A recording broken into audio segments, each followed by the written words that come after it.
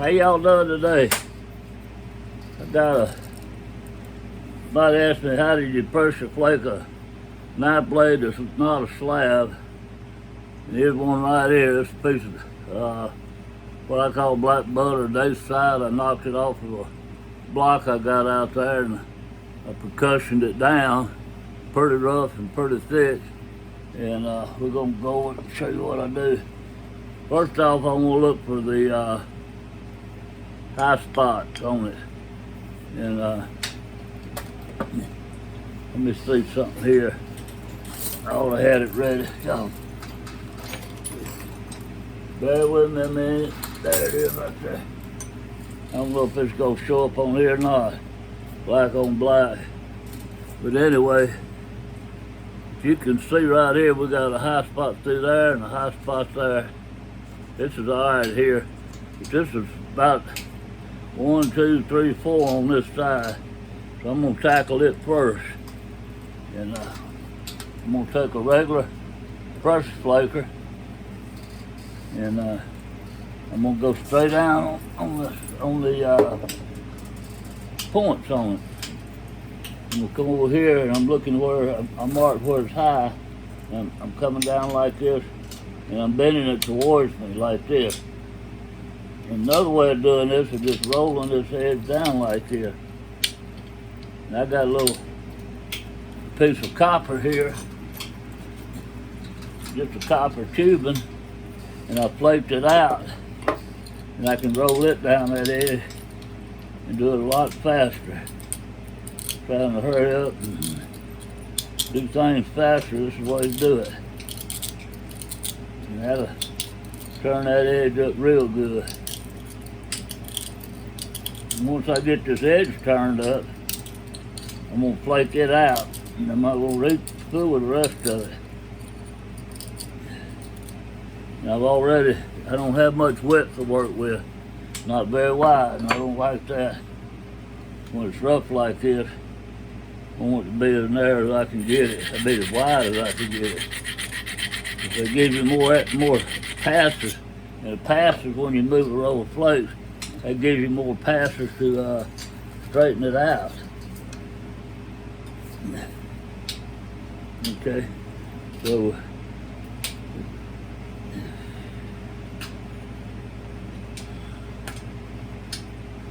I'm looking to see where it's at. Now I'm gonna set this tool on the outer edge of this. And I'm gonna put it on the edge, I'm gonna put it on top. And I'm gonna start coming down with it and pulling it with my leg. That's removing that ridge.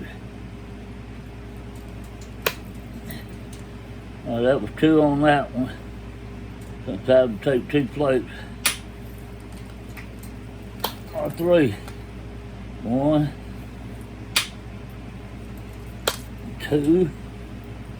This one's wide, long enough for 3. That's 3. Then we'll get down here to where we had the other high spot. 1, 2. And then get right here on the tip. It wasn't no high spot. I won't get here on the tip and work on it a minute. Kind of straighten it out. It was crooked.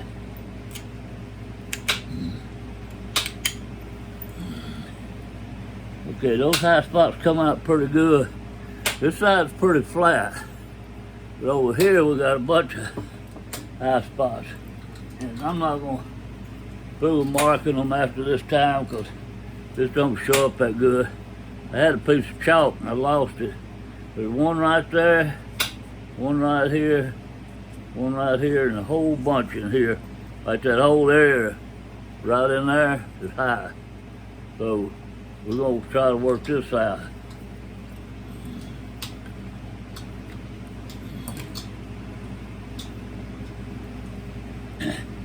I'm gonna start on the top now. And I'm using this pressure flaker here because I got more control of it. It's shorter in my hand. I can rock it back and forth, turn that edge over. I'm doing like this.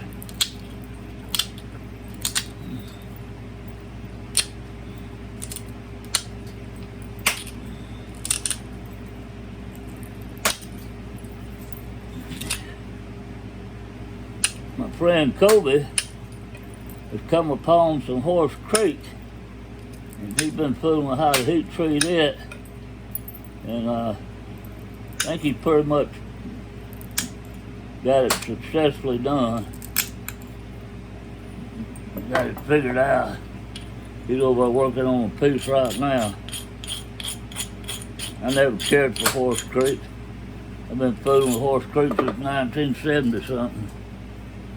It's okay, but the color's pretty is all it is. As far as working it, I just never cared for it. I just 1, 2 on this one. There we go. Come over here and do one on that one. I'm trying to run these flakes at least halfway across, because I don't want to lose no width. That one didn't go too far. I turned my wrist on it before I had pressure built up.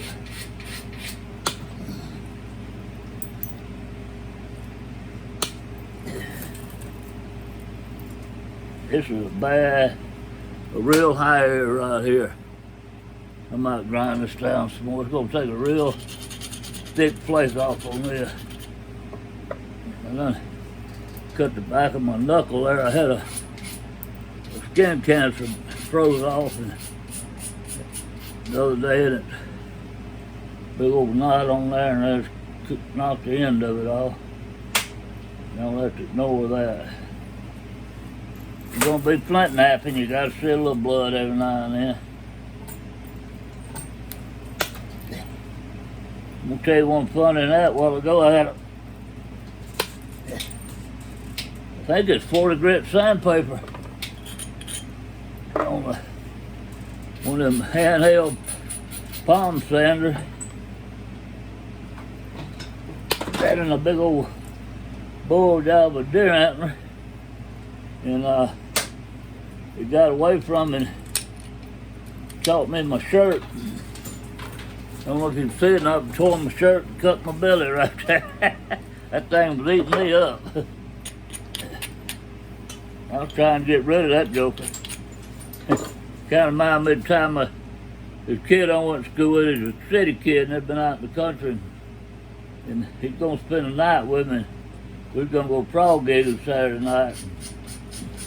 I mean Friday night. He spent Friday night with me Saturday, and he was all excited. We went to a little old pond that was kind of round like, and I just happened to shine as soon as we went over the levee. It wasn't very big. Just about to jump across it. And when I went up over the levee, there was a mama coon there, and she had about 4 little ones, but they was a little old bitty thing. I said, man, let's catch them in baby coons if we can. And he had a headlight, and I had a headlight. And we took after them coons, and I didn't know he didn't know any better. I forgot he was a city boy. Probably first live coon he's ever seen. And I run over and grabbed one of them behind the head, and put my foot on it, my boot on it, and grabbed it behind the head. And I heard him holler. He had that coon bite in his hand. He's flinging his arm up and down that baby coon on it, and that coon wouldn't let go. He was hollering, screaming. He finally, like whiplash, finally slung that sucker off. That baby coon hit the ground running, and he took off running the opposite direction. He come over where I was at, just hollering at me, because he thought I'd done it on purpose or something. I didn't know you knew how to catch a coon. Them things got sharp teeth. Got to get them behind the neck. Well, that's the way I was with that belt, that palm sander. I couldn't get it off of it. I tried every way I could. That thing was eating me up.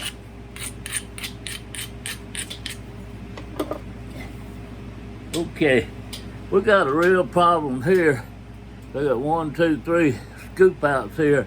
I'm gonna try to come from that back after I do these and get it out from the back here, I'm gonna go ahead and do these here now. I'm gonna worry about that up there. So I can get one right here though.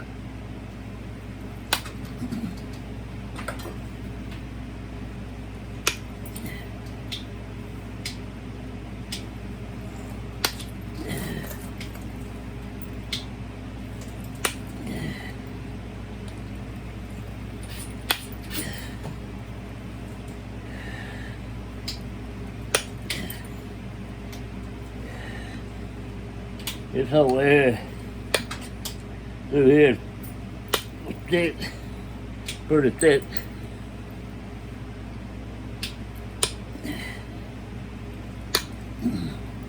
I forget I got that fan running in the back of my head there, blowing the dust off of me. Probably hadn't been talking loud enough. Apologize for that.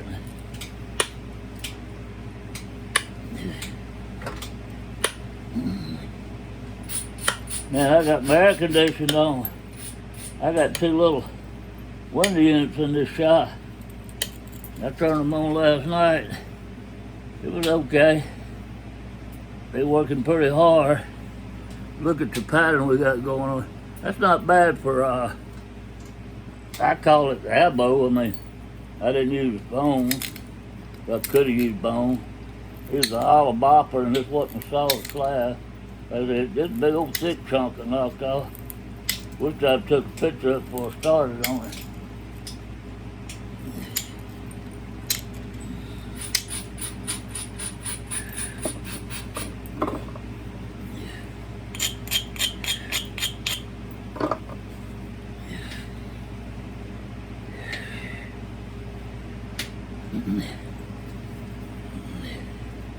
I honestly need to use indirect percussion on this thing, but I'm scared I'm gonna break it if I do. Seeing this face.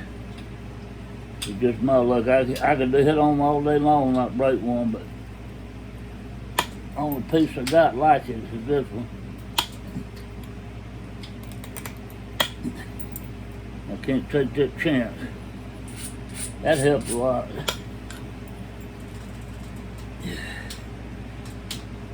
Oh, I forgot, I'm also going to go up in here like this. And I can run those flakes out when I do that.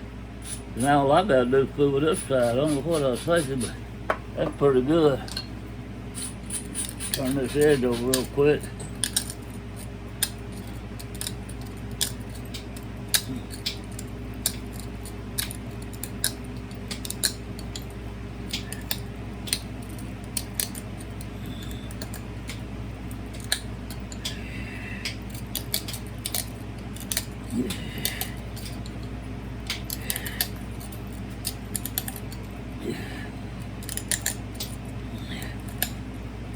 We had a lot of visitors there this morning. I've seen some people that I hadn't seen in 10, 15 years. I don't know, they're going to other churches somewhere or what, I don't know, but I run into 2 or 3 of them. They saw me, of course, started talking to me. One of them I almost didn't recognize. I'm talking to Kobe in case y'all wonder about church this morning. I was thinking you was talking to him. That's good. Alright, here we go. Back up. Go on the tip. Pull down. Pull down. Pull down. Down. Yep, that's looking okay.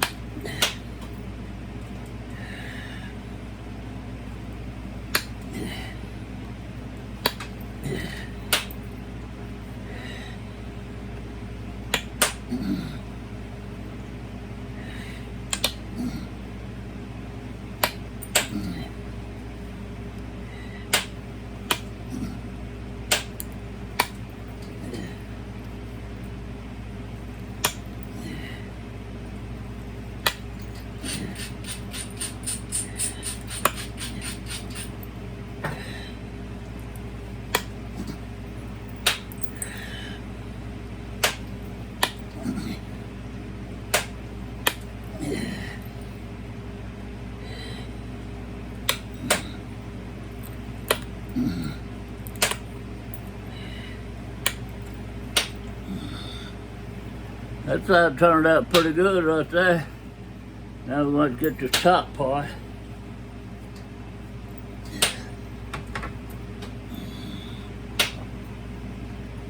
I think I'm going to use this on it, to that flat copper. A little better control over there. Not as fast, but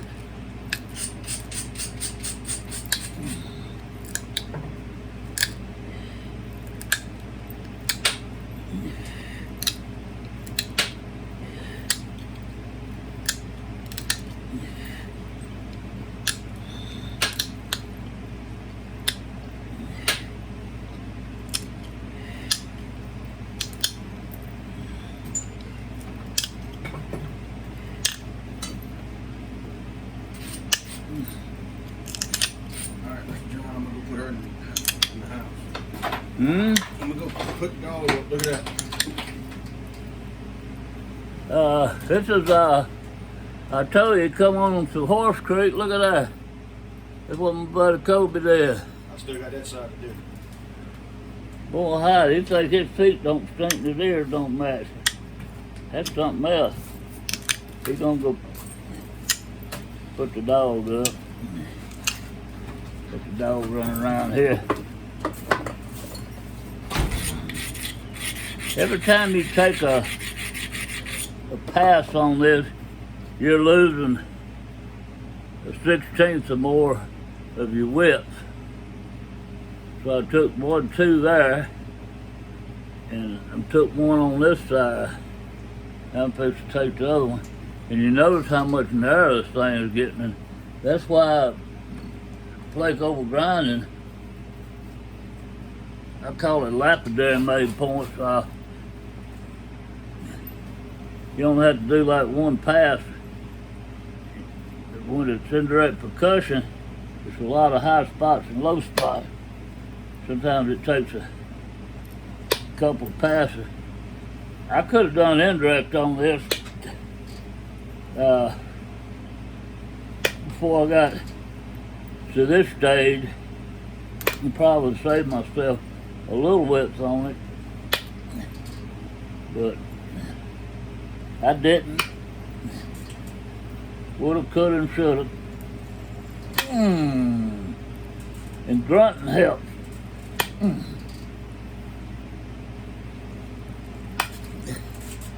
hope you can see this. I keep looking up at my iPhone.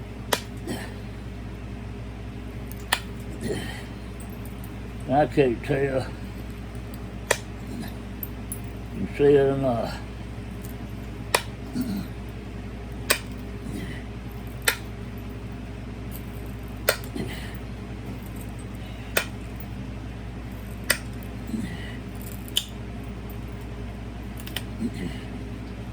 Alright. I'm not going to do any more on this side. You know, you can go for perfection, but the problem I made was when it was about this wide. If I'd went to indirect, I could have saved some width. But I kept hitting on it percussion, and you might hit a little too high, a little low. And anyway, when I got it narrow enough to start pressure flaking, I got a low area right here, and one there, and one right in there. Now I'm not going to try to get that out. I don't have any on this side. It looks pretty good. My medium ridge is a little better.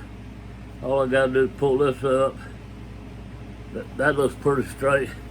But anyway, I hope that helped, and maybe I'll enjoy it. But like I say, I get up on top of it and come down, make me a thick platform, and come down when I'm trying to move in big humps. Y'all have a blessed day.